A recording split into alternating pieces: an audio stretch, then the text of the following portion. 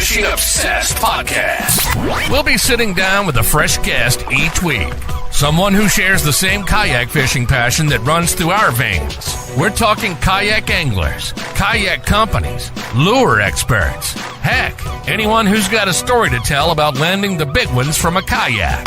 We're setting our sights on becoming the #1 kayak fishing podcast in the world. You'll get a chuckle, a grin, and hey, maybe even a belly laugh. Because we believe in the power of humor. But above all, we're here to educate and inspire. So, whether you're a seasoned kayak angler or just dipping your toes into this exhilarating world, join us on the Kayak Fishing Obsessed podcast. It's time to reel in adventure, camaraderie, and the joy of the catch. Here's your host, Darren Windle. What's up, you fish freaks? Yeah. Welcome to episode number 137 of the KFO show, Kayak Fishing Obsessed. Tonight is gonna be a banger. Hero or zero, spring bass fishing decides real quick. This time of the year, it will expose you if you're guessing, but if you're fishing the conditions instead of the calendar, it can be one of the most predictable bites of the year. These fish are moving with purpose, and if you can line them up where they are in that cycle, you can absolutely jack some jaws. Tonight, we have Kylee Short, a.k.a. Bait Barbie Fishing, joining us, and she's been putting together on the water and breaking it down what's actually working right now. We're going to be talking about how to find them, what to throw, and the little adjustments that separate a tough day from a lights out day. And real quick, spring fishing can be no joke. Cold water, changing weather, it can be dangerous if you're not prepared. That is why one of the core things we teach at KFast is KYL, K-Y-L, know your limits. It's one of the 9 lessons we teach how to properly assess and mitigate weather risk before you ever launch. So please, if you have not yet done so, head over to kfast.co and earn your certification today. Now, the question of the week, Wyatt, what am I going to ask? Still currently have a job. All right, he's got a job. They are restructuring the company. They can't do anything right now. They can't do anything right now for a couple weeks. So, oh man, you reading tea leaves? I was thinking about this. I don't know what I was doing. Saving, just like skimming through every time now. That's amazing. The Lord's hands upon you, Wyatt. That's amazing. I was thinking, what if because Wyatt doesn't tell me this. I ask him kind of not to because I want to know in this moment while everyone else does. But I was thinking to myself, what if he told me he actually lost his job? I'm going to feel real bad. I don't know. I was like, how would I even react on air if he's like, yeah, I lost my job? I'm like, oh, all right. You'll know because I'll just have like the crazy raccoon eyes, fishing every day, 24/7. Oh, I'll be doing this from the lake. So, oh, wow. All right. Well, I have to set her back up. I feel bad for Kylie. She's in the green room. She's like, when are you guys going to let me out of the green room? That answers right now. Kylie, welcome to the show. How you doing? Hey, good. How's it going? You know what? We're trying to have a good time over here. Wyatt, if you ever got a hold of one of Wyatt's jigs? I haven't. I've heard. The lure? Yeah. I've heard. But no, I have not had the honor and privilege just yet. So I was like, hey, Wyatt, can you send me a few? And so he sent me like 15. And he's like, don't be overwhelmed by like how large these jigs are. I was like, all right, I got it. I get these things like, oh, okay. All right. So I take it out. I've gotten like 18, 20 and a half, all within like an hour and a half. I was like, all right, these are money. And then some pike took it. Piece of crap. So I was like, hey, Wyatt, I have a feeling I'm going to be moving through these pretty fast. You want me telling people about it, or like, do you feel like making jigs? We start talking about it. My address is 8-9, so you know exactly where to send them to. Come on. So I made some Florida special ones before. So there you go. You were making them when you were here for the Bassmaster Kayak Series event on Kissimmee Chain. Yep, I caught a couple fish in practice on it. So do you make them on the road, Wyatt? Yeah, I have a box of stuff that I'll make just whenever I feel like I need some more. How many people ask you for them? Can I ask you that question? Well, more now that we're talking about it, I'm sure. I mean, I've had a bunch of people ask me for them. There's only a few people that have gotten them. That get them. What's the magic of getting one? That's the question. When he's out of work, folks, he might start making some more of these. I don't know. We'll see. But they are pretty special, and they are very unique. Not a lot of jigs out there like them. All right, enough about that jig. We can circle back later. But Kylee, thank you so much for hopping on tonight. I've been watching you grow rapidly, so congratulations on that growth. But for people who may not know you, who is Kylee Short? Who is Bait Barbie Fishing? How did you get started in fishing? And I guess I'm gonna wrap 3 questions into one. You can just answer them all. When did you realize this was kind of like more than a hobby? Ooh, I feel like all of it happened very quickly. So it wasn't too far after I started that I realized I was in it. I'm definitely the type of person that has like little hyper fixations and hobbies that are really into it for like 2-3 weeks at a time. So I think when I started fishing and I was really into it, I expected that it would maybe be one of those, and it has definitely not been. It became something that I was just like going after every day. But no, I guess I'm a fairly self-taught angler, a late bloomer, if you will. I didn't get into the game of fishing until just a few years ago. So I moved back to Florida from Georgia, kind of like North Atlanta area, and terrible fishing there. First, you spend 5 hours to get out of traffic, and then you get to your lake, and then you get 5 hours to get home. Ironically, grew up right next to dugout bait and tackle, and like never experienced any of that. I was so like out of the loop. Lived on a pond, just wasn't really into it. So when I moved here, there was water everywhere.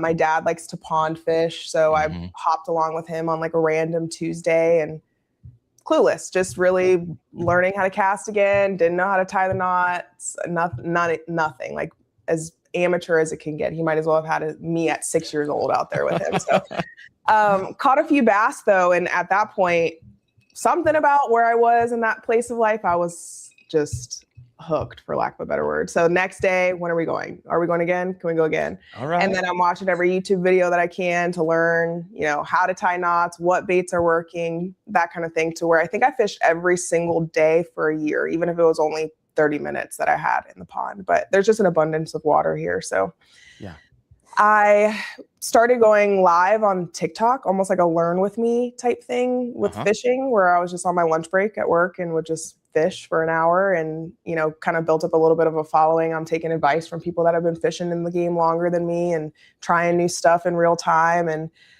realized that it was something that I was really into and wanted to keep doing. I didn't know where it would go or what level I would take it to. I guess it was more just for fun, like for me, and to just kind of like share with a community of people who also enjoyed it.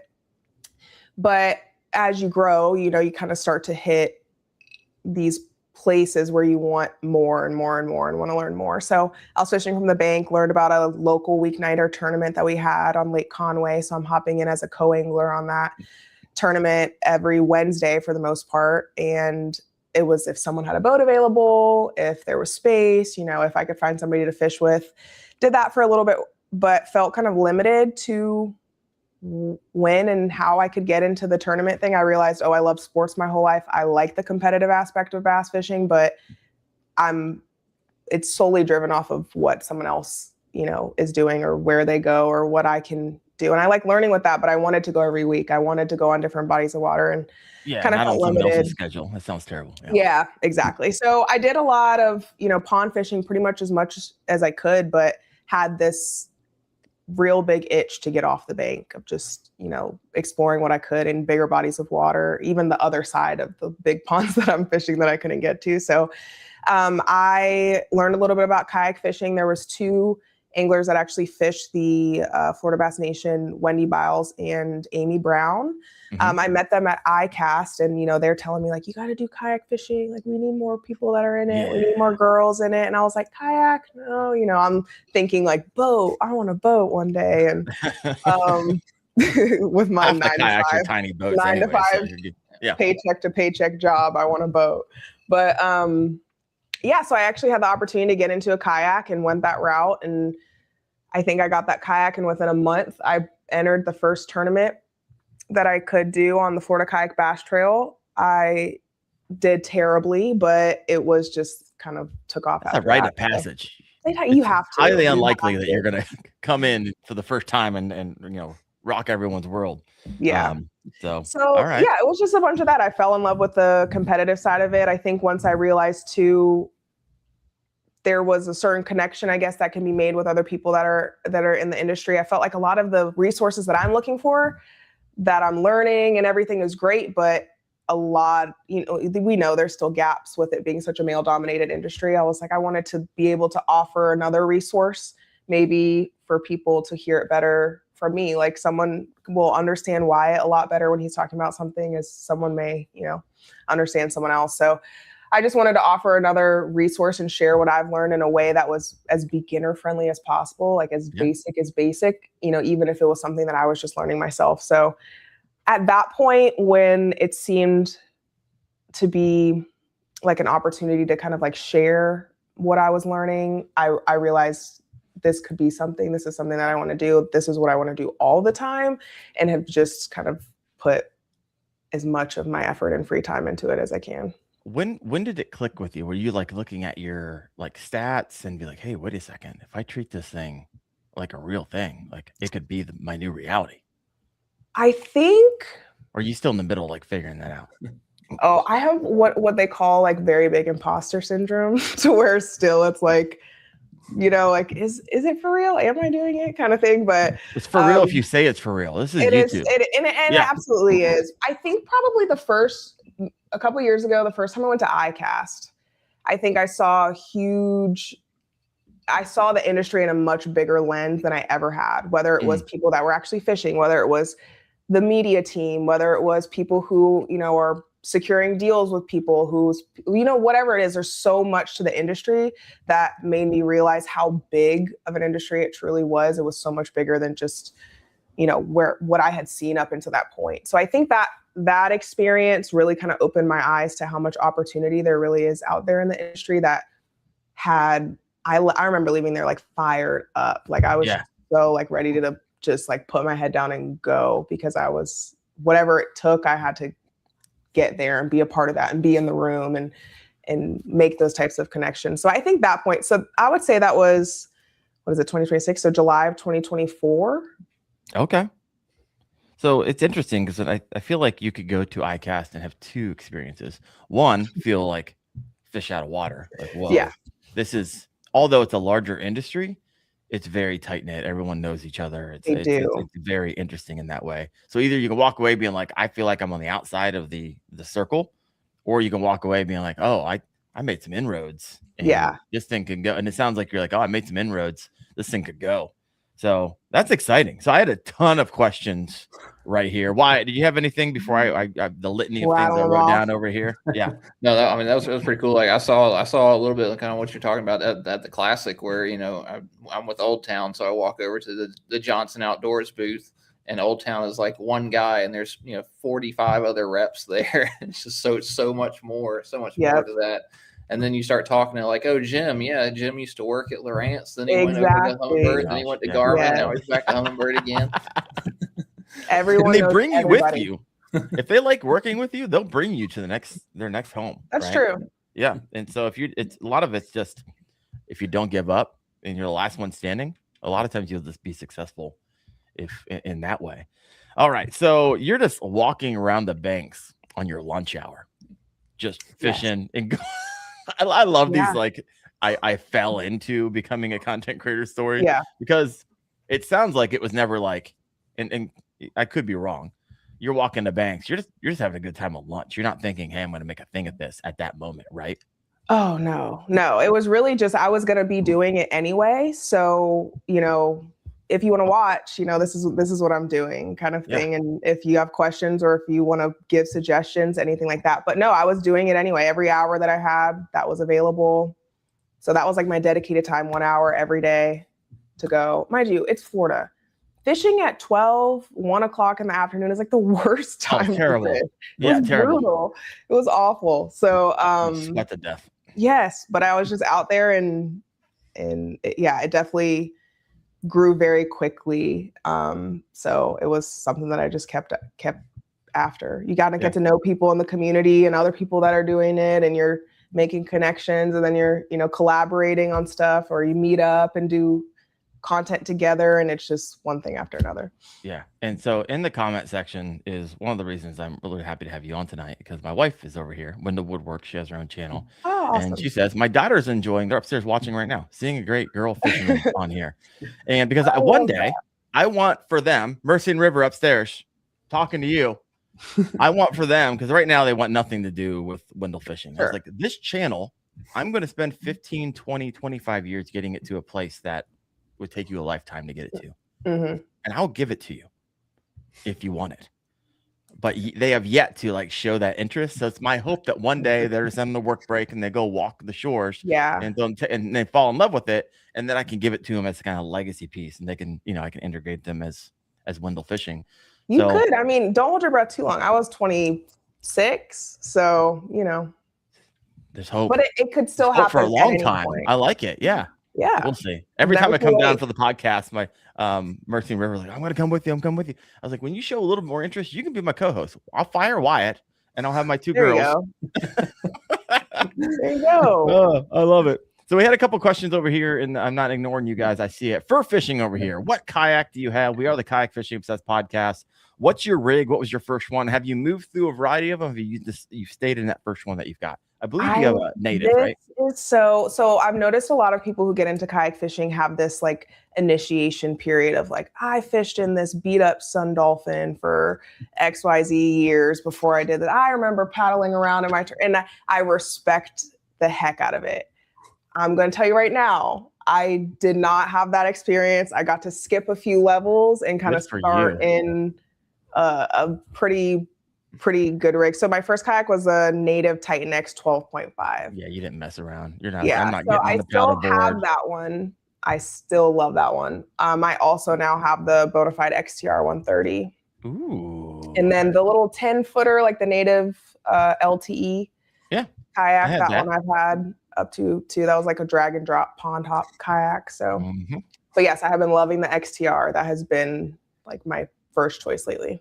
Yeah, 100%. I'm picking up an XTR within 2 weeks, so I'll be joining you. I just got a new Canoe Unlimited Max. This Heard great week. Things. Yeah, I rigged it out with the Torpedo. I was ripping. I got a video coming out this upcoming Saturday where I go rig it out at the shop. Don't even take it home. Go straight to the water. And my buddy I go slay it on Wyatt's jigs. It's a blast. It's gonna be a good one. I had the LTE. I bought it for content. Sure. I started in a native Slayer Propel 10. That was one of my first kayaks. And then I found a Sun Dolphin Aruba 10 in the water one day. So I fish out of that sometimes. And I'd just be happy that you skipped all that. The Sun Dolphin stories. That's all I hear is the Sun Dolphin. Yeah, I still have it. That thing's a throw and go. I mean, literally throw and go. I'll take it on my truck, swing it around 3 times, and then throw it in the water. You found it floating because the person who had it fell out of it. Yeah, the rest of their soul. Yeah, that's a whole long story. It's a good one.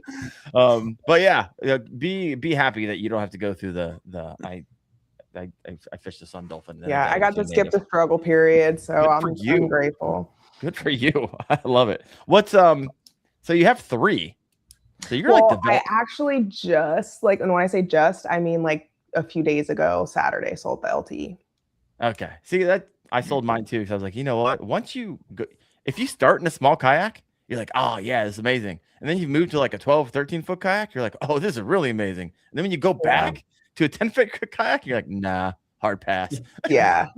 Yeah. I had lent it to my dad's friend that he met fishing around here, was curious about kayaks. So I was like, try it, use it, see what you think about it.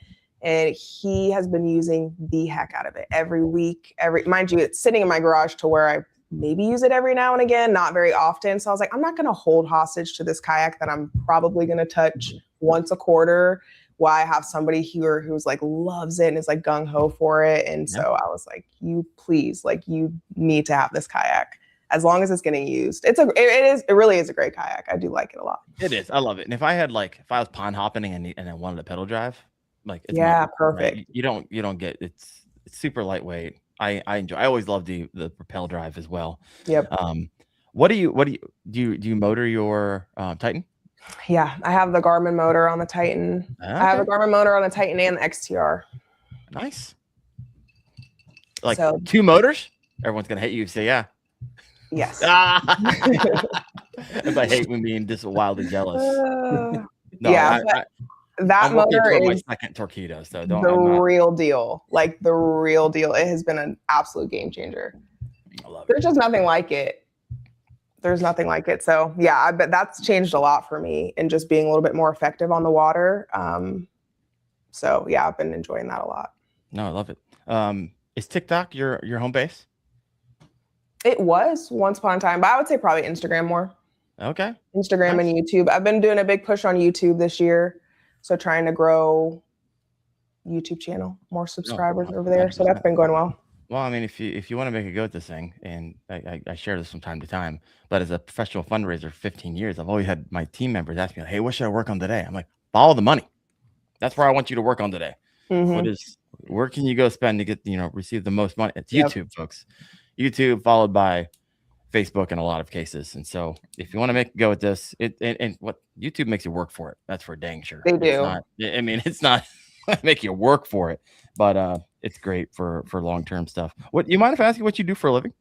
Yeah. So I still have a full-time job. So I work in healthcare. I've worked in healthcare for many years. So I work in kind of like the more accounting side of it. So I'm a manager of a revenue cycle team. So I've got a team of 40 individuals that I work with every day. So they keep me busy for sure. So still I wouldn't have the chance to do an hour lunch break at this point anymore. Those days are long gone. But 40 employees sounds terrible. I'm not gonna lie to you. It keeps me busy. I will say I work remotely, so that allows for much more flexibility than I would have if I was going to the office every day. So yes, still working full time. We all know what that means.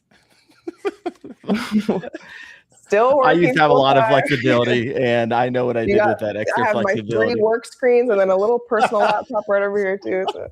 Just over here every once in a while, doing a little quick edit. I know how that rolls. I know how it runs. But hey, no one's asked any questions if you get your job done. So yeah, I don't think there's any chance my boss sees this, so we should be okay. Yeah, I hope not. Oh, geez. So co-angling experience. Yeah. Maybe for those of us who are just in kayak fishing, explain what co-angling is. And it sounds like it's like you're at the whim of whether or not someone has a spot open. Like, did you ever get like connected with someone who's like, oh yeah, every single time, or is that always a struggle? I did for a time period. There was someone I reached out in like my neighborhood Facebook group, and I was like, this is a long shot, but like, does anybody have a bass boat and fish and want to do this tournament? And he actually had like an online tackle shop. And so that actually got me connected with, even some like rods and reels and stuff that I hadn't used up until that point. So yeah, there was someone I was fishing with like pretty much most weeks for a little while. But other than that, before and after that, it was just kind of like, who's got an open spot? Does anybody want an extra person on? But yes, this was a little bit more of a fun night tournament. It wasn't, the rules were not as locked down as like if you were fishing the BFLs and things like that. So, I had good relationships to where I maybe contributed a little bit more to deciding where and what we were doing as far as a plan goes for the tournament. But fishing like the BFLs, for example, you're paired up with a boater, you go where they go, you fish from the back half of the boat. Yeah, you're like the redheaded stepchild of the boat. Like, I don't want you here, but since you have to be here, like, don't talk, go clean up. I will say, and I've heard people who have done it longer who have had more opportunities to have different types of experiences with different boaters. But when I did the year that I did the couple BFLs that I did, had great experiences. So very helpful, very, willing to talk and share and net fish and that kind of thing. There was even some where kind of focused on open water areas. So I wasn't even at a disadvantage of kind of where I was casting and fishing. We're all fishing kind of the same water. So it's cool. You do get to meet cool people and learn. I would take that as an opportunity if you're fishing as a co-angler to learn as much as you can from the people around. But yes, you are at the mercy of the boater of where they choose to go and kind of have to adjust entirely to what plan they have in place. I've never done it before. Wyatt, have you ever done it? Yeah, I did it before I had a bass boat, and then after I sold my bass boat, I did the co-angler thing. I did pretty well at it for a while, and then I hopped back in after I sold my bass boat, and it was in the middle of the live scope world, and the very last one I did, I was sitting in 80 feet of water all day long. Oh yeah. while he I was wouldn't even know what scoping to fish. do. I was like, Yeah, you I just don't know if stand I'm there at gonna that do this point. anymore. Yeah. Yeah, that And, sounds yeah. terrible. I don't think I knew that you owned a bass boat A and then boat. upgraded to a kayak. I never knew that. Yep. I like that you said upgraded. 100% all day.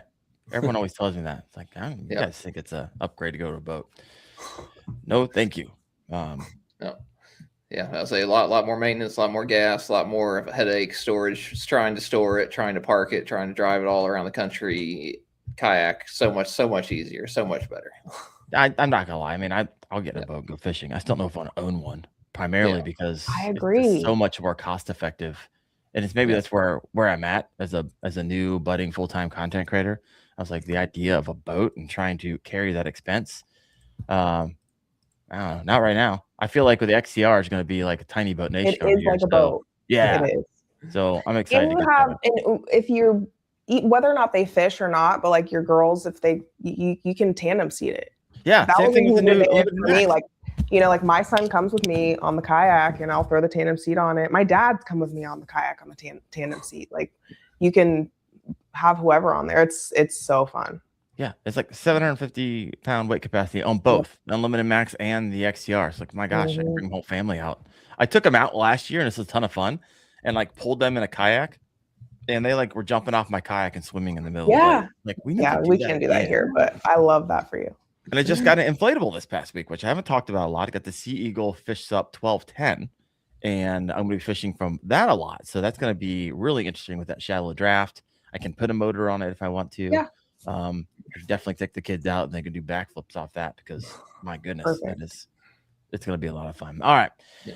What do we got over here? I got another question over here. I got a couple questions. We have, are you involved in Bassmast Her? And then Classy Kayakers like, she is a Bassmast Her. What is that? And what does that mean? I mean, I kind of get it, but I'm not part of it. So walk me through.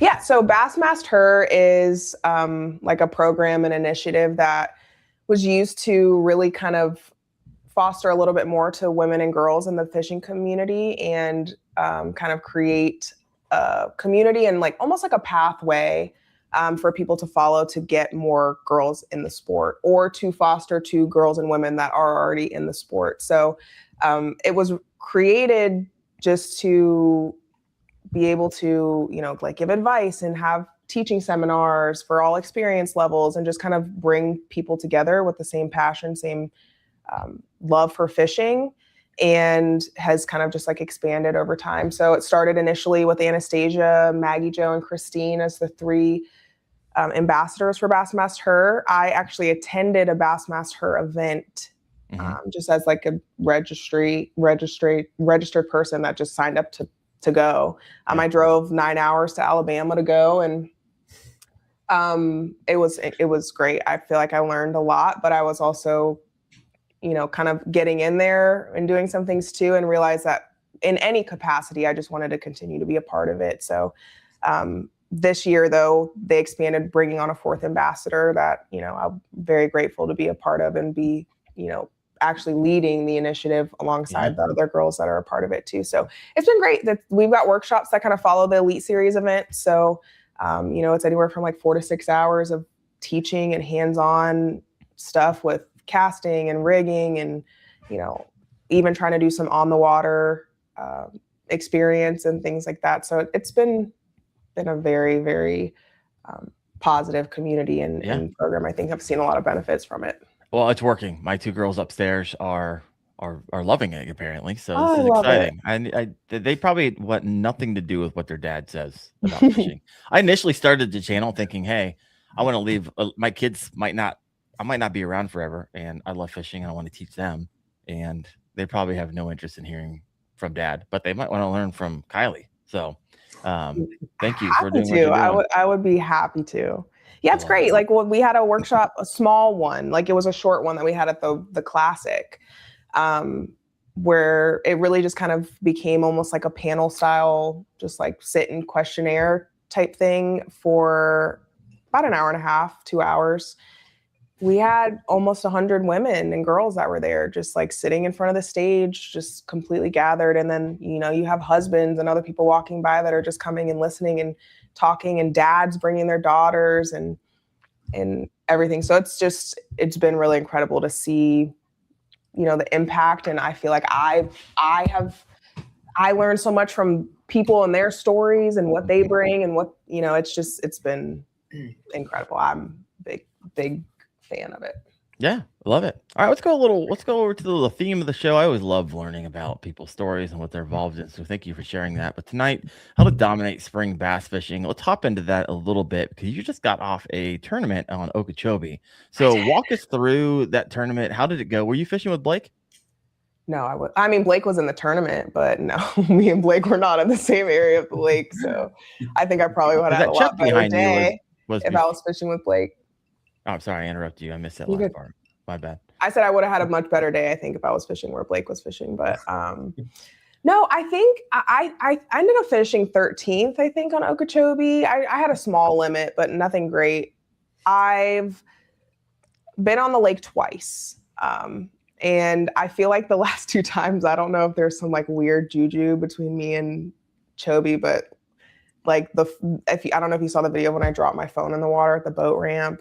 My wife told me that. She's like, "Who are you having on tonight?" I was like, "Well, it's Bait Barbie fishing." Like, I can't find it. Like Kylee Short. She's like, "Oh, she just dropped her phone in the water." I was like, "Well, I sure did." And so I'm in like neck deep water, feeling around with my feet, trying to find. That's what she was telling me. Somehow found it. Somehow. Oh wow, that's impressive. By the grace of God, found it, and it works completely fine. So. Oh wow. I'm just praying the whole time, like, please don't let there be a gator under this dock, like whatever. Like, oh, it was terrible. But oh yeah, it was that. And then I lost my AirPods in the water. I did not go swimming for those ones. That just had to be what it was. But the last time I pulled up to the ramp, I think I dropped like a liter of water in my lap in my car before I got there. It was like one thing after another. I lost a whole setup, like my line somehow despooled and got hooked on something. And I realized that the entire thing was like despooled from the reel. It was just all this weird stuff happening on Chubby where I was like, I got pulled over on my way home. It was just a whole thing. So did you get the ticket? I think we're on a break right now, me and Lake Okeechobee. Yeah, we're breaking up. Take a little distance. I did get a ticket, but that's a story for another day. So I'm not a criminal, I promise. But yes, I did get a ticket. But no, Okeechobee, terrible. The fish were there. The conditions less than ideal. It was so windy. So that was definitely a challenge for me and a lot of people there. Like the wind was brutal. I could show you a video where I'm just kind of like bouncing, like just constantly. Like, is it like 20, 25? Yeah, it was up there, like, and it was ripping. And I, of course, was on the side where wind was kind of blowing towards the beginning of the day. So it was a slower bite for me. What do you say? Plus like 200 boats out there. Yeah. So then it was also the same day as Roland's tournament. So there, you've got 160 boats that are out there. So I think the ones who got to like some of the areas where there were no boats because, it was just so shallow. The lake's really shallow, but I know they were in some areas where they were a little bit more closed off to where they were. Whereas I went to where it was definitely more populated and was able to get bites, just not the right ones. Just how many anglers were in that tournament? We had a small turnout for that one. There was 29. Okay. So it was a smaller one. I mean, it's not bad, but we've been seeing like even like 55 and stuff in some of the events that we've had for Florida Bass Nation. So I think for Okeechobee, for it to be such a staple lake in Florida, like I was expecting more, but I don't blame people for not wanting to fish in the types of conditions that we had on Saturday. Then you got people who like they go out and pre-fish, and then if they don't like catch them or the forecast the windy, they still sign up, right? They get a lot of those last minutes. Wyatt, what's your experience on that lake? I've been out there a handful of times. I've never gotten like on them. I've caught a ton of fish though. I'd say Okeechobee is one of those, like, it's a super Florida staple where whenever you catch bigger fish, that is where the bigger fish, they literally move into that 50 yard stretch, and the 5 miles on either side of that 50 yard stretch, you're going to catch 12-incher, 12-incher, 12-incher, 12-incher. I mean, I've had really good times out there. I went out there just catching 40, 50 fish, and maybe one of them's over 3 pounds. Yeah, that was kind of how my day was. All the bites that I got was just kind of like punching in the heavy grass, but it is very area driven. So there's certain parts of the lake that are like on at certain times of the year. So there were definitely fish where I was, but same thing, just smaller ones. So after the tournament, everyone gets around and you talk to your friends and the friends talk to friends. And so what do you think separated anglers who did well versus struggled, right? And if you could refish it, what would you do differently? It's so easy to say what you would do differently after a tournament, but you have more information typically afterwards too that would change your decision making. As much as I would love to say I wish I went somewhere else, I didn't have any history, I guess, anywhere else. Like did not have the opportunity and have not been to a lot of different places on the lake. So I would have been taking the opportunity of going somewhere where I've had decent success, in the past, or even had caught a lot of fish in practice, or going somewhere blind. And I think in leading up to the tournament, I went, of course, where I knew there were fish, but now I wish I'd gone somewhere else. But I don't necessarily know that it was the wrong decision. I think it was it's more so having more experience on the lake. Like I just needed more time on the water to know where to go and how to figure out where they're at. I just didn't have that going to this one. Were you able to pre-fish at all, or you kind of like just came in the one day? So that one Saturday a week ago where I dropped my phone in the ramp, I was on the water for probably about 5-6 hours that day. That's tough. That was it. That's not a whole lot of time compared to a lot of your competitors. It's really not. No, it's about 3 hours south of me. And that's the thing, like that's reality for me. Like I have to work, I have the lake owes you now. Yeah. Yeah. I almost didn't go after that, when I dropped my phone, I, out of knee-jerk reaction, like reached in for it too to try and catch it, and PFD gets wet.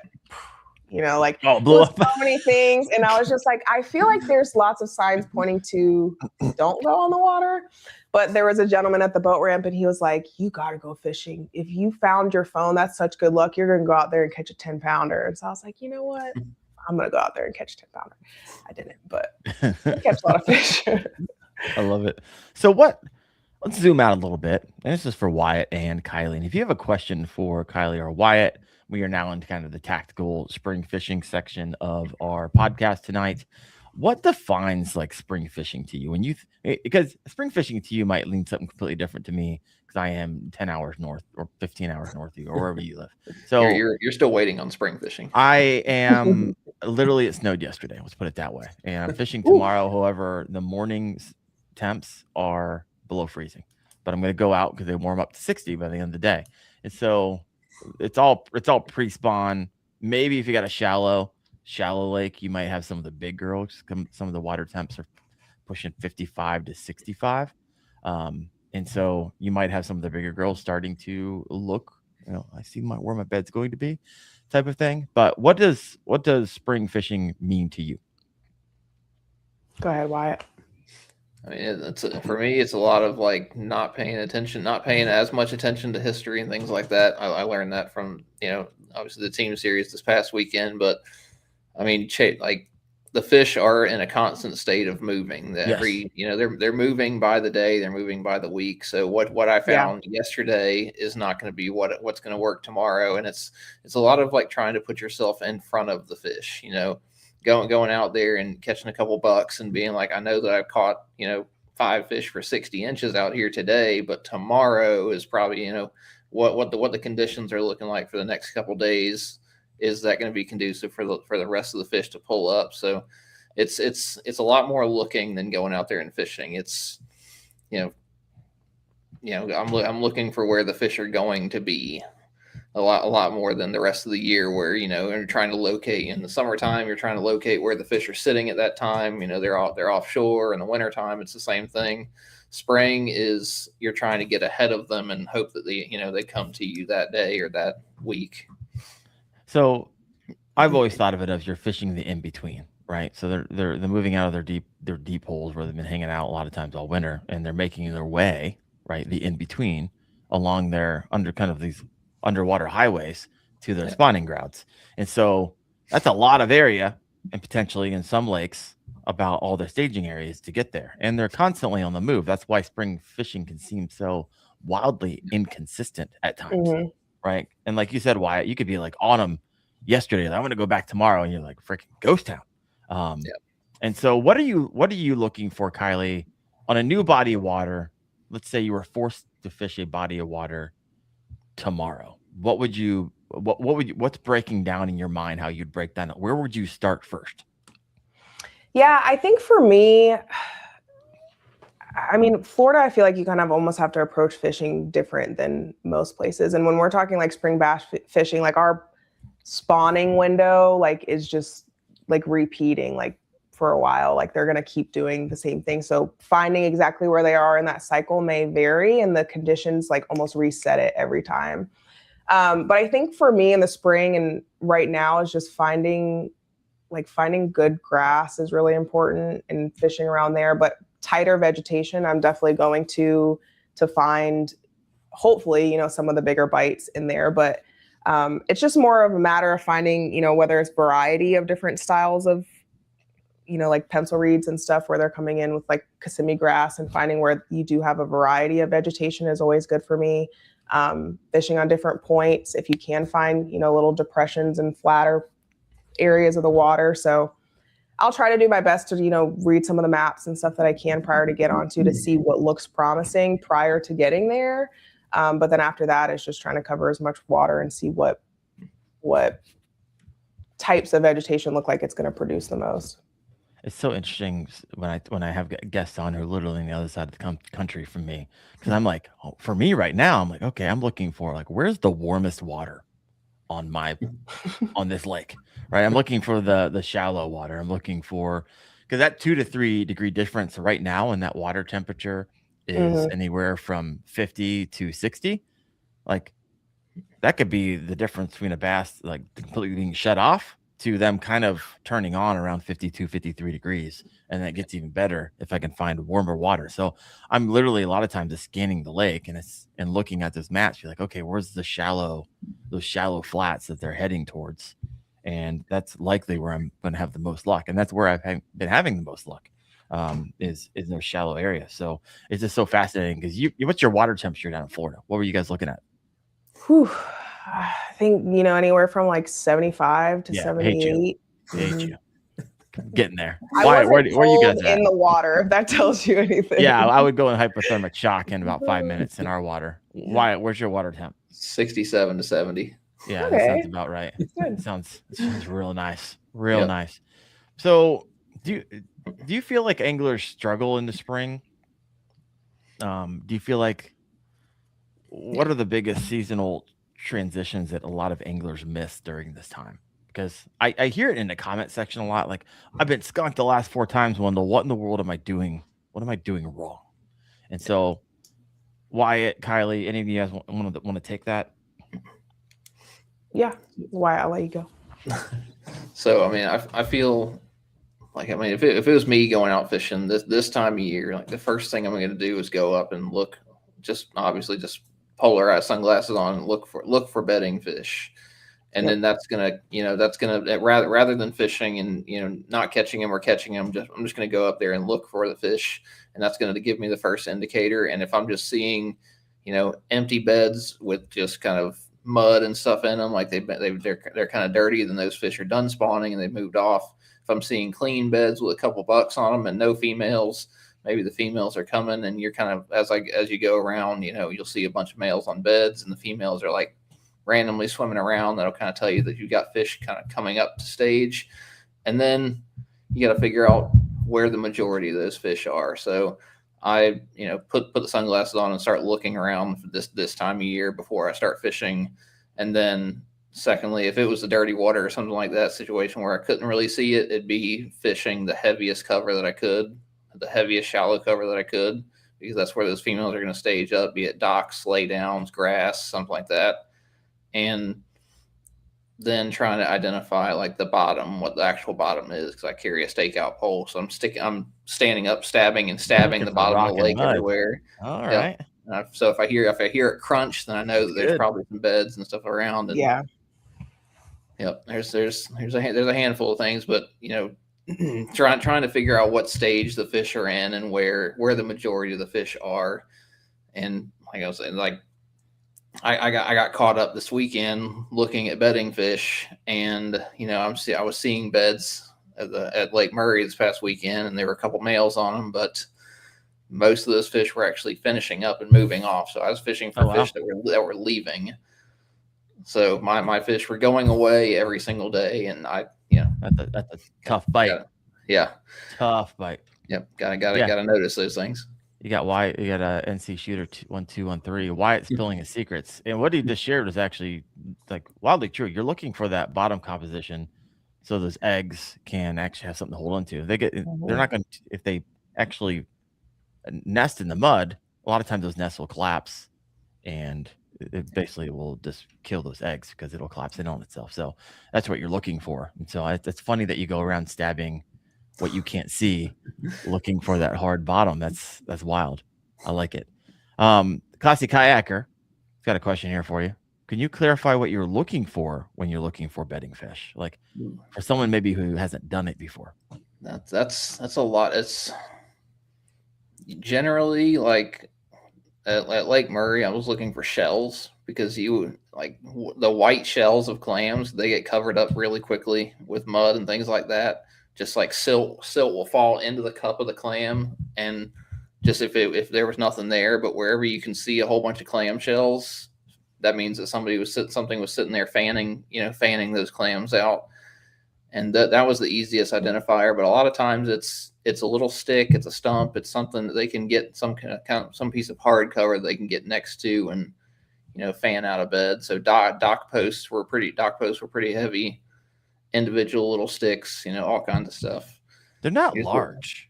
They're really not. No. You're looking for something like something you'll see a little over a basketball size. Yeah. If you're looking at just a uniform bank and all of a sudden there's one little, dark spot or light spot or just something different there, that's usually what a bed is. And a lot of times I'm looking for the fish to swim off as well. Like you'll see the fish because your eyes will react to movement. So if you're just looking, all of a sudden you see something shoot off, like that's what you're looking for. Yeah.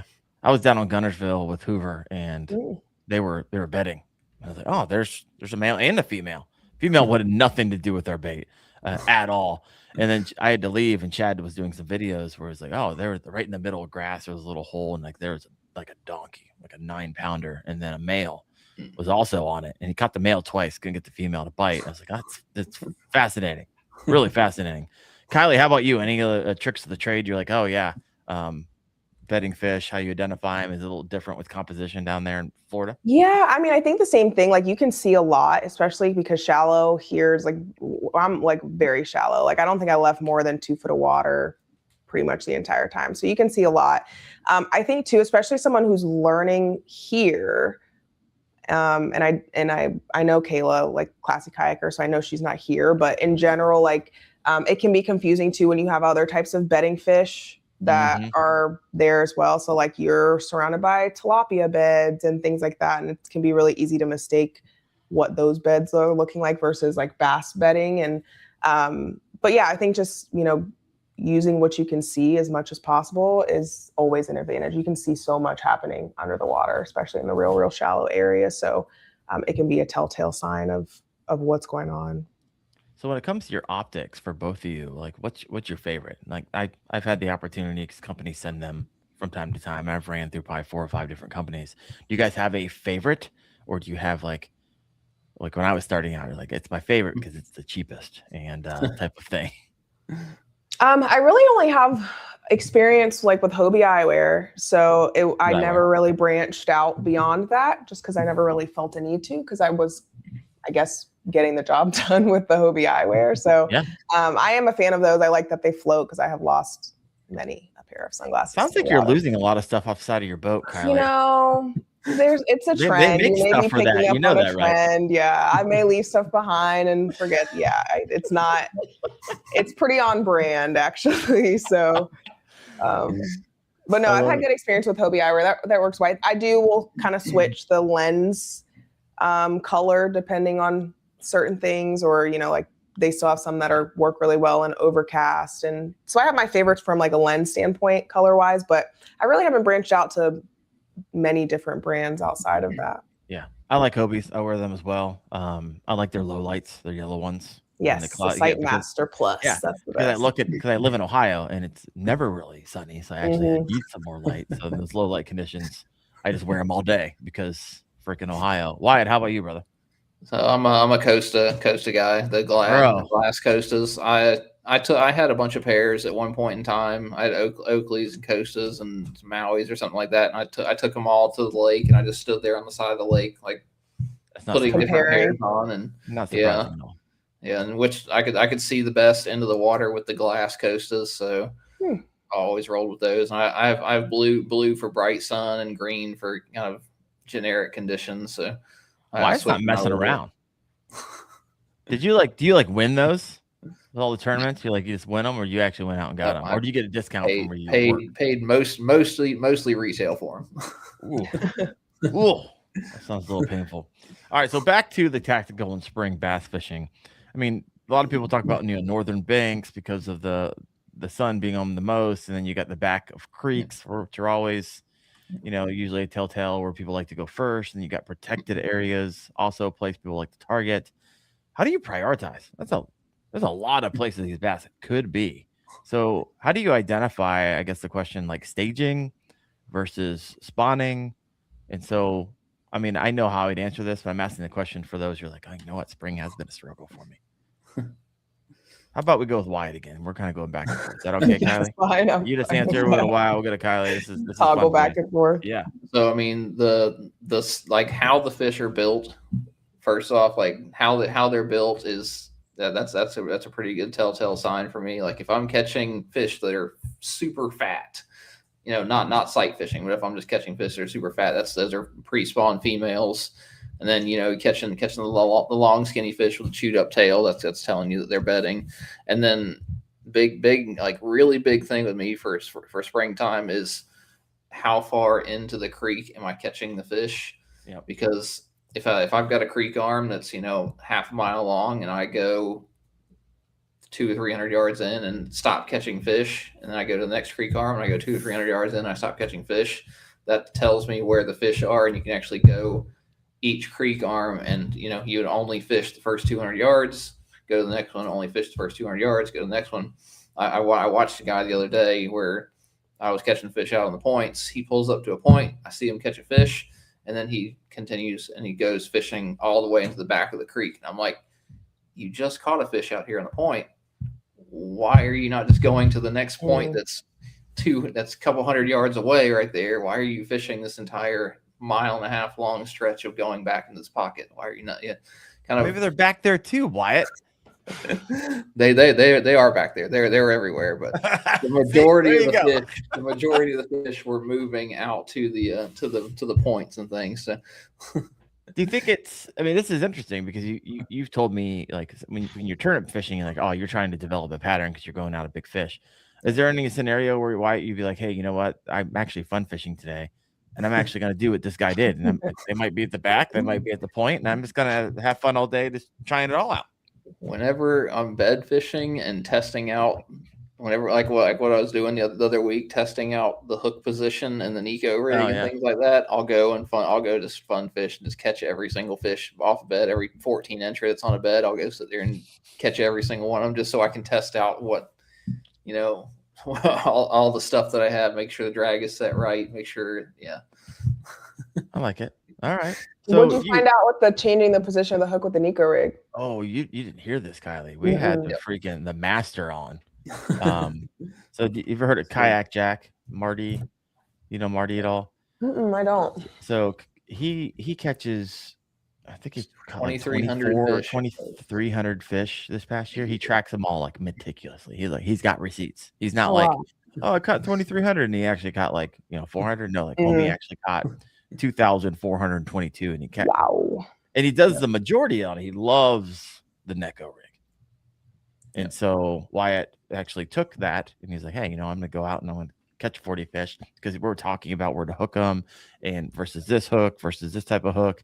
And most people were like, oh, that's just kind of nuanced. It doesn't really matter. So Wyatt, what did you explain what Marty was saying and then what you tested and what your conclusion was?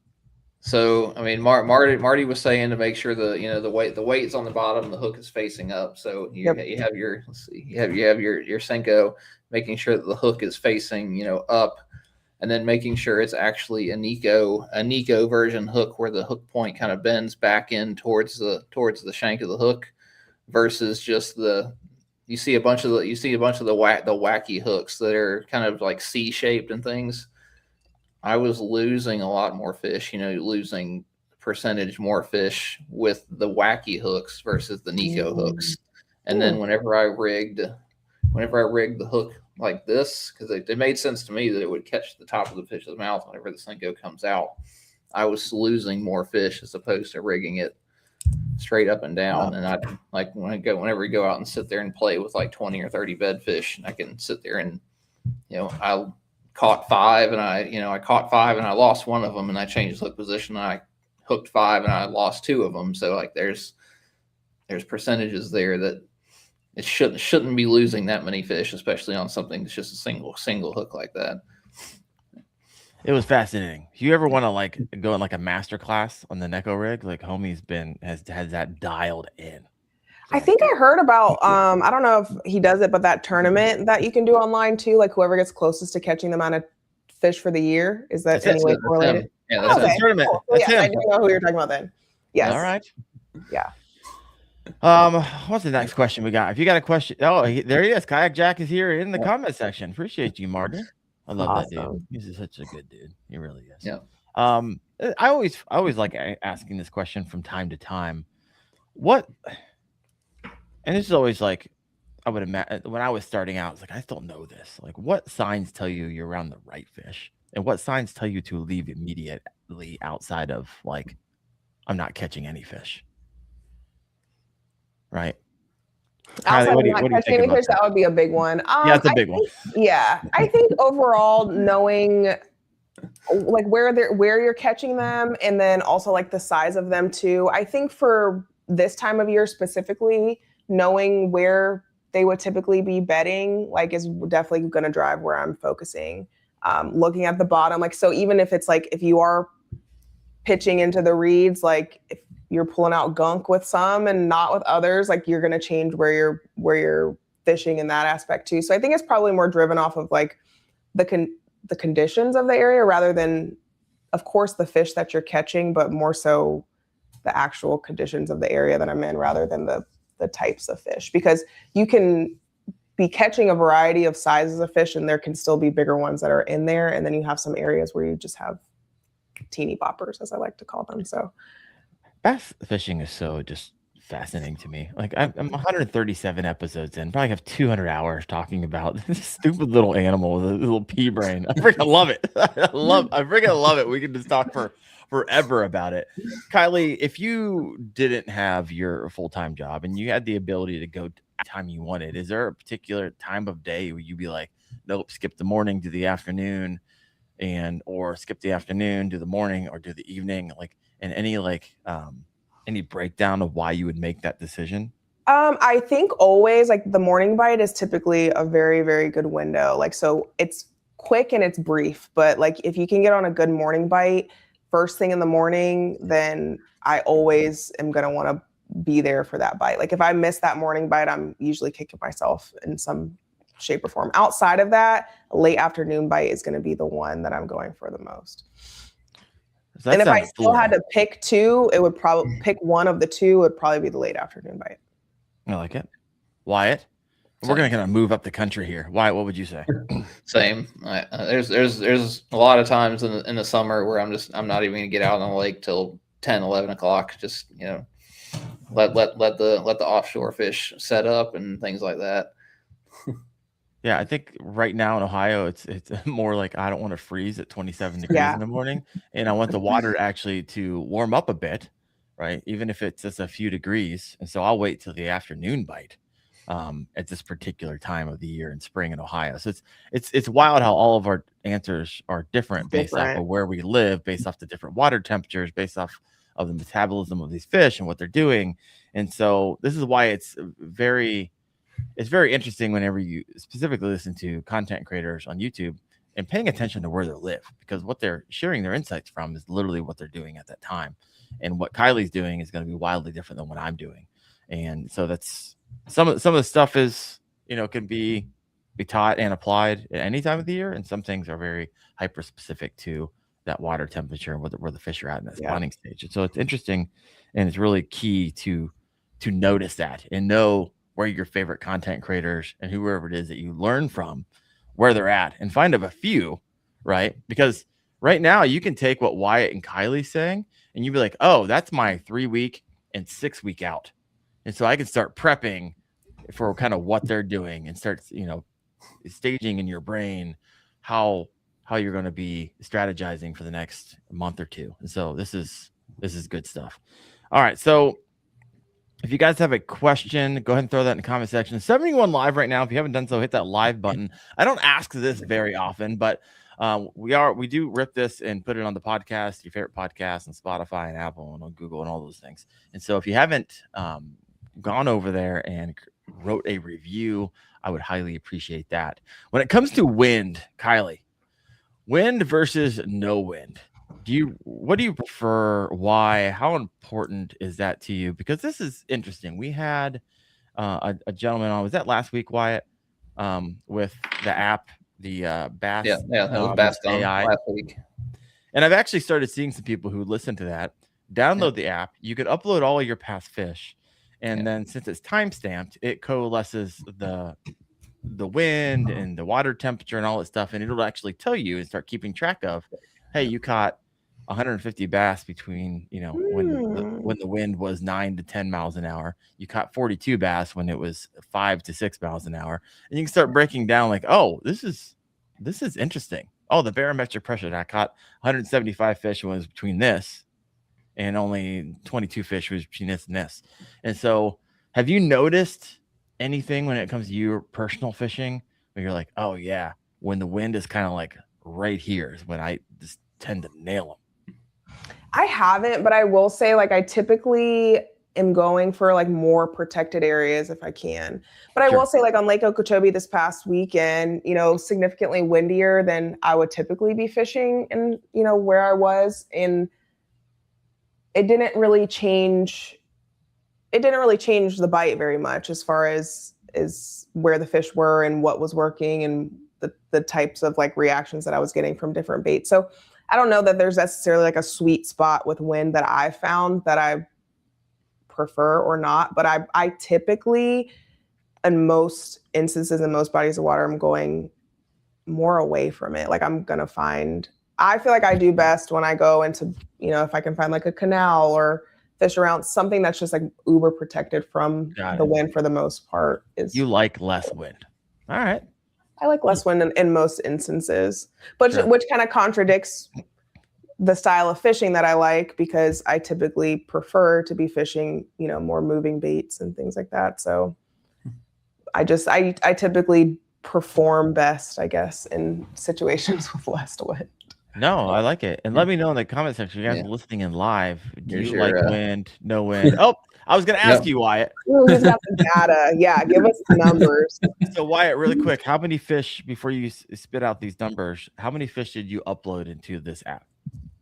From last Tuesday, I've put 39 on there. I think there's 7 or 8 that I haven't uploaded yet, though. Okay, so you did. The app allows you to go back in time and do it as well, but you just started doing it since we had him on till now. Yep. All right. So I'm curious, read through kind of the data that you're getting so far from that. So right now I've got like stable barometric pressure is the blue. And then let's see, weather conditions are a little bit of everywhere. Sunny, looks like mostly sunny, partly sunny is over half of it. And then wind speed is very windy. Let's see. Oh, nope. Yeah, we can't see it because your back's so turn around. Read it to us. 2 to 4. Okay. There you go. Yeah. But you're still early on. That's not enough data to actually draw a real conclusion. Once I get 2,000 on there, then we'll. Well, does it allow you to see other data? Let's see. From the masses? All bass thumb data. Let's see. I think crash the server right quick. Yeah. Warky, to get the question, what app is this? This is a Bass Thumbs AI. We had him on last week or the week beforehand. Right now, it is a free app, right? It won't be free forever. And if you want to learn more about it, listen to that podcast. But you can go in and just upload your fish as like you were if you're going to send 5 photos to somebody, like select. And it'll start coalescing all this data for you. And so it's going to be interesting. So I'm looking forward to Wyatt doing this. I'm not doing it. I don't have enough time to do all the things I'm doing and that right now. But Wyatt, does it show all data? It is trying to pull it. It's not pulling it though. Okay, you're gonna break the internet. We'll come back. Yep. We'll come back to that. Yeah. All right. So, Kylee, here's a question for you. Yeah. What do you think? And we're coming toward the end of the show here, and but I still got a bunch of questions here. So I'm going to give you a pick your own adventure question. You can either take this one. What separates a good spring angler from a great one, right? Or what do you think is the biggest spring fishing myth out there? Spring fishing myth.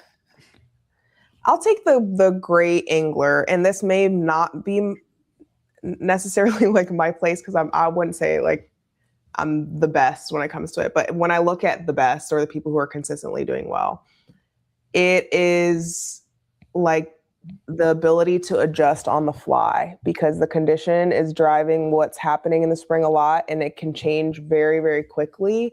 So especially too with us cycling through these like spawning periods or, you know, like the littlest of a cold front affects what the Florida bass at least are doing pretty significantly than they do in some other areas. So I think the ability to adjust very quickly to whatever that condition is for that day, for that specific event, for that tournament, wherever it may be in the spring, and just kind of knowing with the wind change, with this, like how to change whatever you need to be able to still produce the right bite. And that's kind of a gap that I'm myself learning how to fill. And when I'm talking to people and kind of like picking their brains, it's like, okay, I can do this and I can catch fish, but what is the difference and what would I be adjusting to consistently be able to find the right fish, and what's differentiating me from catching okay fish versus getting on the big ones every time. And not just, and I guess it's not every time for some people, but like when I look at people like Blake, for example, very great example of someone who adjusts and can still have a plan not go in place and make some sort of adjustment that's still going to put them in the position to be with the right fish, and just finding the gap between that. So adjustment's a big one. And that's something that I've been trying to myself even key on to be more consistent in placing a little bit higher. I know why it's good at that. My old host, Seth Taylor, which you might have fished against down there in Florida, was excellent at that as well. And so, because what people don't actually realize is on any body of water, certain times of the year, you can have pre-spawn bass, you can have spawning bass and you can have post-spawn bass at the same time on the same body of lake. So I think for a long time, I might even believe this, like, oh, it's either one or the other. Like, no, it could be all three, which is just wild, right? Depending on the time of year. Wyatt, how about you? Pick your own adventure here. What separates a good spring angler from a great one, or the biggest spring fishing myth?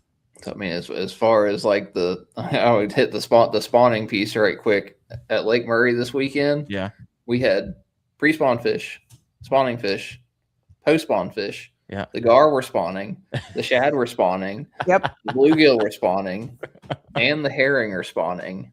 What else is spawning? I think there were a couple other things going on, but literally the entire lake is doing everything all at once. Yeah, just a lot going on. Chaos.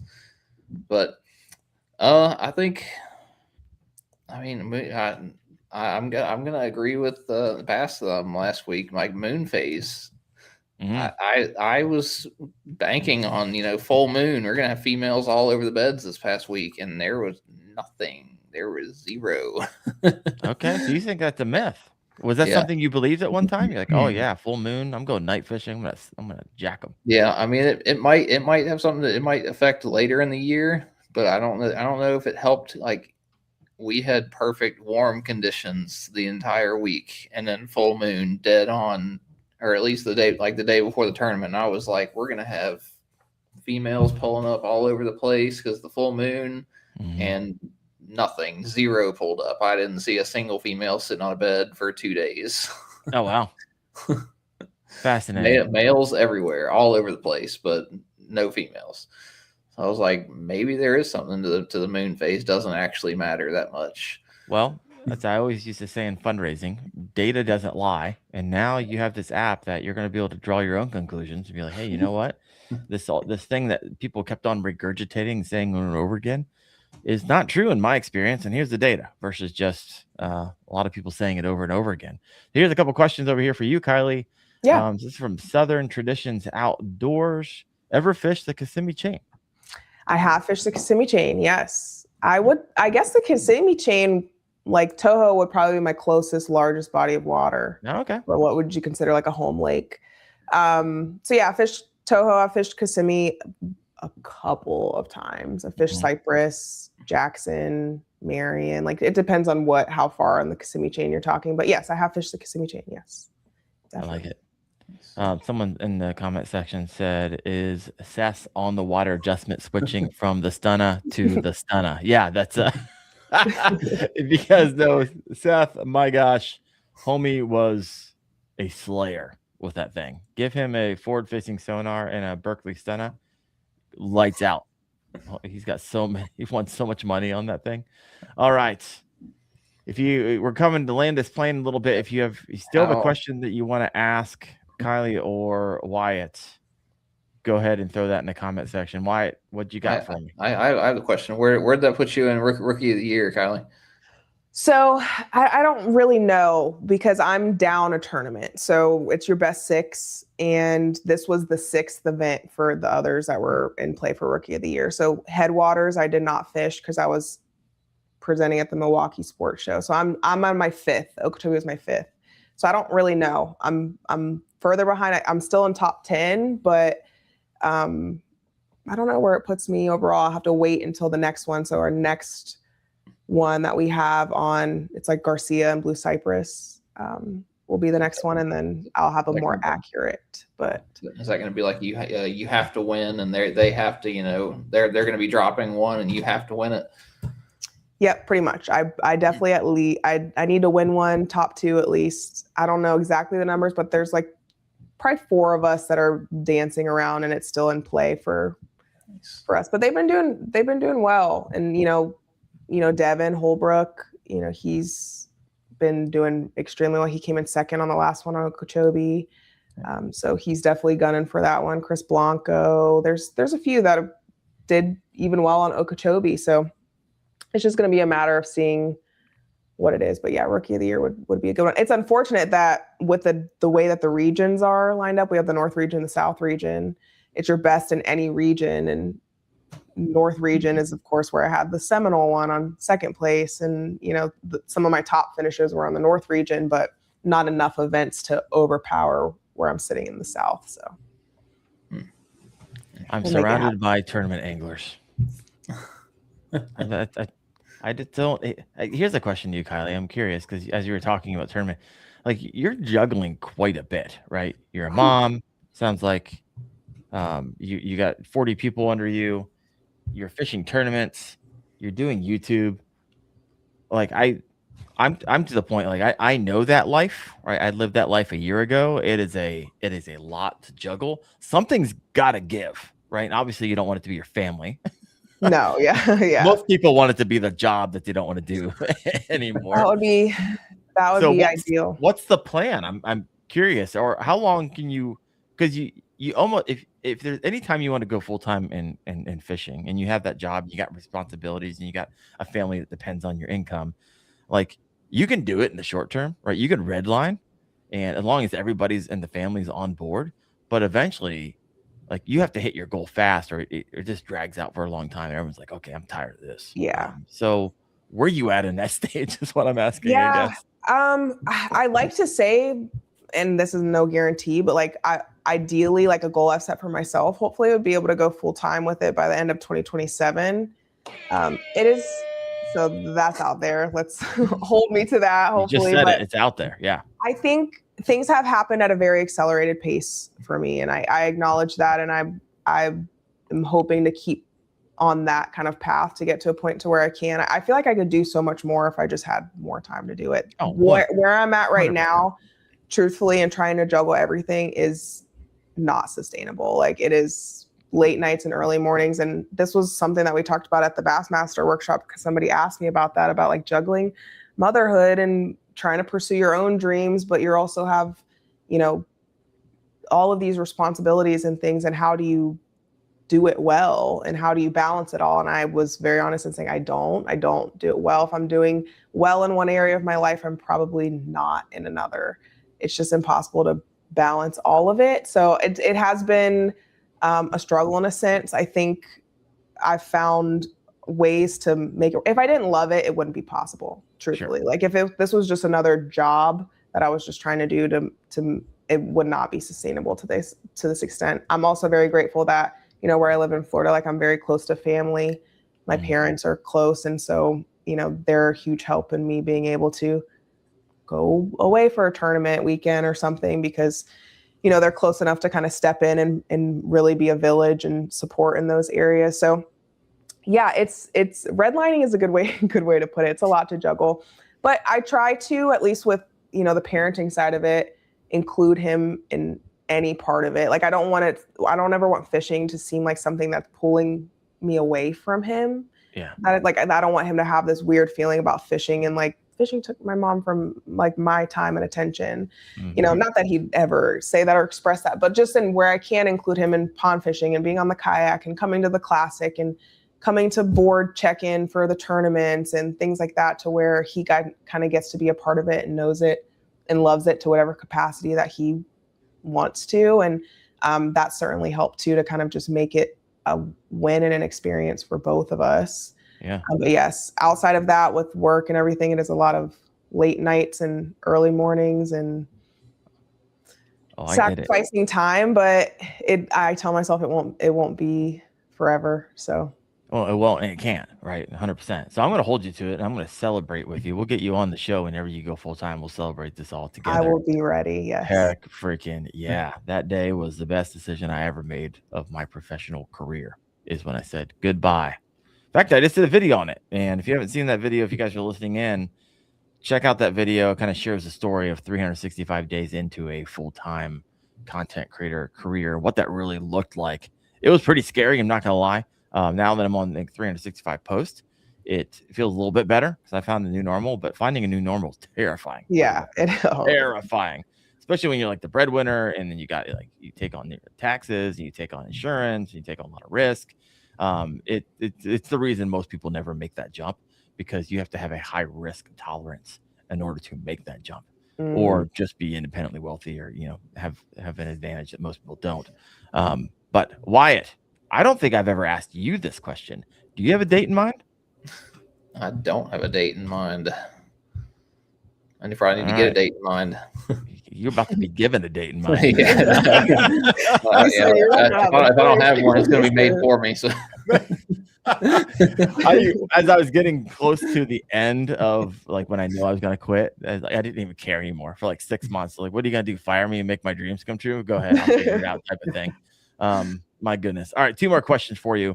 Let's go back tactical really quick when it comes to spring bass fishing. What is one thing you're still trying to figure out, Kylee? One thing that I'm still trying to figure out. That's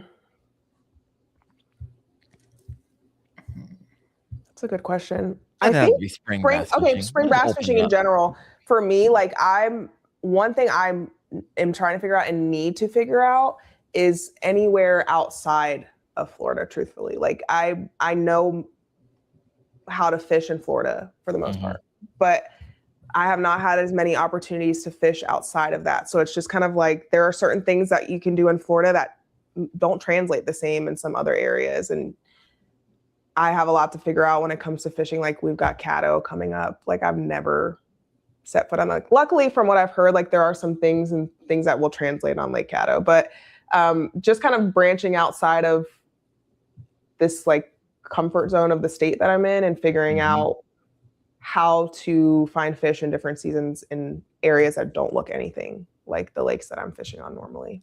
Have you ever fished the Caribbean of the Midwest, aka Ohio? Ooh, What are you laughing for, Wyatt? It's on my bucket list, but no. Yeah, number 50 on your bucket list. No, I haven't fished in Ohio. My parents actually lived in Ohio for a while, so my dad did do some fishing out there, but it was more like steelhead trout and like walleye and that kind of thing. So no, I haven't had the chance to bass fish. There's like even Georgia. This was my first year fishing in Georgia and any of the lakes out there. So, and that in itself was a completely different playing field than here where I'm in 30, 40 foot of water. And I'm like, what is this? Like, what do you mean I can't touch the bottom? I was in a conversation with Chad Hoover today, and I was like, hey, we're going down to Santee for the Bassmaster. I'm not quite sure if I'm going to fish it, but I'm staying with Wyatt and a slew of other people. And I was like, hey man, we're going to go, we always go night fishing when we get together. It's like, are we going to go night fishing? He's like, well, I'm going to let you see how giant these prehistoric gators are, how aggressive they are. And I'll let you decide. He's like, I'm game, but I'm going to let you decide. I'm like, I'm in. It's like, no, I'm going to let you decide once you get your eyeballs on some of them. Because I guess they're just monstrous down there. Yes. So I've heard. I'll be there too. That'll be my first time on Santee. So are you staying at the Relax Retreat? Wow, we'll get to meet each other. Come on. That's gotta be like there's so many of us staying there. It's gonna be like a big party. It is. It's I got Fluke Master, Wyatt, Chad, myself, Austin, you, Christine Fish. I mean, then the list goes on and on. It's going to be freaking wild. I think the most content creators together in one space. So truthfully, yeah. If you haven't checked out a Relaxed Retreat and you were like, hey, I want to go fishing down around Santee Cooper, and man, it's like on the water cabins. It's freaking sweet. So check that out. Relaxed Retreat. We're going to be down there. It's going to be a good time. Wyatt, you're going to be there, right? Yeah. I think they have like pedal drive kayak. Like they have nice kayaks for people if you just want to go down there and rent stuff. They have native Titans and things like that you can just 100%. Wyatt, what are you still trying to figure out? It's whenever the females are up there and they're not quite on the beds yet, but they're not eating also. So I saw so many of them this week where I'm looking at like, there's a 9-pounder right there, and it goes and it's swimming away. Forever.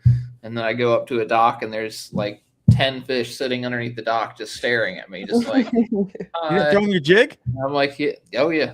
Like I was looking at a 20. I was looking at like a 21, 22 sitting under dock, and its fin is out of the water, just sitting there, just doing this underneath the dock.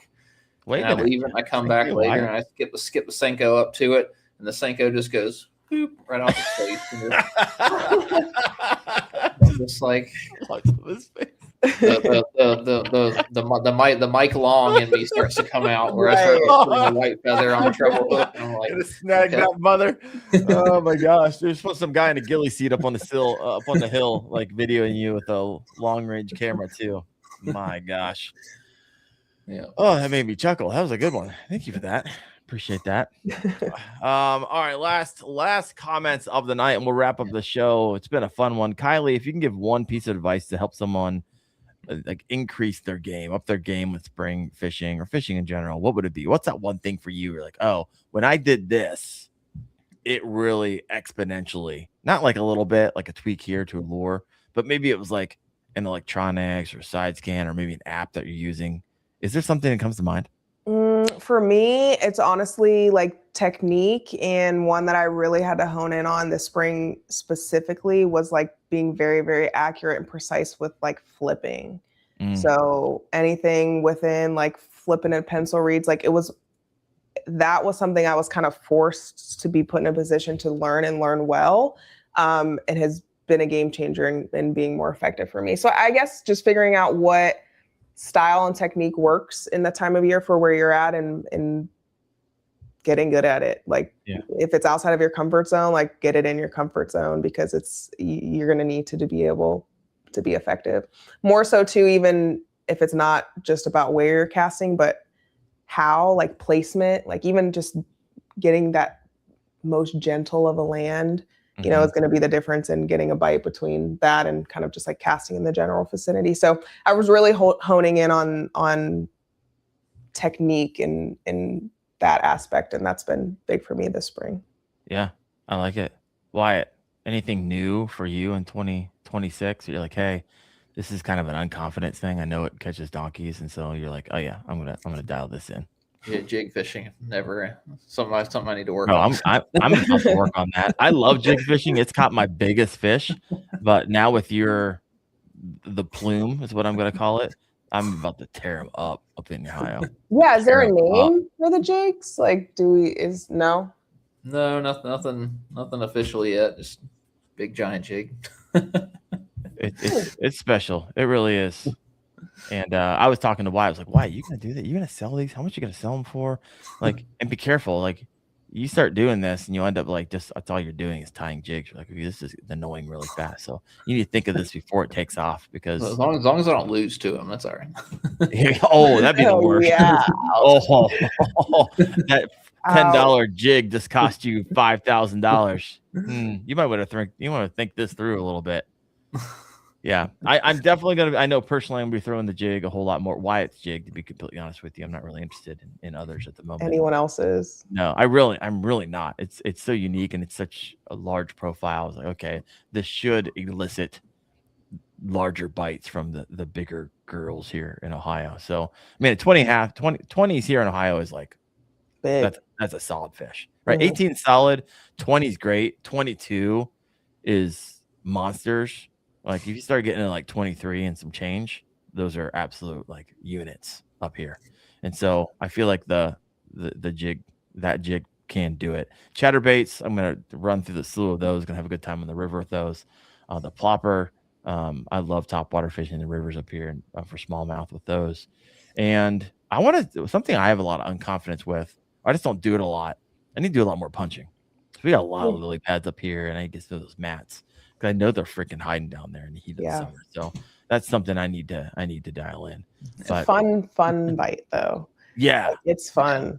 Every fish 100%. Might feel like a giant, but like it's really fun bite. Yeah. It's always disappointing, like you said, when you set the hook, you're like, oh yeah, and you bring it in, it's like a 1 pound bass. It felt like 10 because it's 10 pounds of grass on it. That is, if you've never done punching, and a lot of times I'm in the weeds and people are coming up like, you catching stuff in there? I'm like, boom, right in front of their face. Yeah. Like, oh, I wouldn't never even thought to go in there. I'm like 50 feet in, which it's wild. It's a lot of fun. All right, folks. Well, Kylee, I want you to share where can people find you? Like what's your home base or kind of and maybe share a little bit of like what's 2026 look like for you? Yeah. So all socials, it's Bait Barbie Fishing on everything. So Instagram, daily, there's gonna be something on there where the stories, reels, videos, YouTube at least once or twice a month. But if you go give back, her a sub, come on. I said go give you a sub. Head over to Bait Barbie. Yeah. Bait Barbie Fishing. So got a bunch coming on YouTube. TikTok's still on there. I don't do the live streaming as much, but for me, 2026, there's we have the workshops that are coming up, so there's gonna be like a lot of appearances. So the next one that I will actually be on Santee when the Bassmaster Elite Series is there, which is 2 weeks before we're fishing there. Okay. So I get to look at the water and not touch the water because it's off limits for us. But yeah, so I'll be there. So yeah, just kind of being out and around in workshops and seminars. And if you're local to Florida, there's some fun Fish for Fun events that I volunteer with FWC with. So we've got like senior Fish for Fun where we get like senior citizens out fishing. Few weeks a month, and kids tournaments and things like that. But following the tournament trail, so Florida Kayak Bash Trail, Florida Bass Nation, Bassmaster Kayak Series, all of that. I post all those updates and tournaments, on YouTube too, so you can kind of see the wins and the not wins on there as well. So yeah, really just a big push in, long form content and branching out into not just tournaments, but like educational and, lifestyle and just kind of like overview of everything when it comes to this wonderful and crazy life of mine. Heck yeah. Well, thank you so much for hopping on. Thank you for what you do. I look forward to, like I said earlier, celebrating with you when you go to full time. And it'll go by fast. It'll end of 2027 will be here. Oh, I feel like my Sooner- 2026 sooner is like already mapped out. Like 2026 is almost over at this point because it's already completely like full. So yeah, hopefully 2027 I'll blink and I'll be right there. There you go. And Wyatt, we want to hear a timeline for you by the next show. I'm going to ask you, one, if you still have a job, and two, if you have a date where you're like, hey, this is the deadline. We're going to make it happen. Next show is going to be from Caddo. I'll be in Texas next week. Yeah, when are you going? When are you going to Caddo? What day? Probably leaving Sunday, possibly Monday morning. Sunday night, possibly Monday morning. I might just drive it straight Monday into Monday night, or how far is the drive for you? About 15 hours. Oh gosh, me too. 14 for me. So brutal. You drive it by yourself, Wyatt? Yeah. Asian animal. Do you just like listen to podcasts and stuff? What do you do for 15 hours in a car?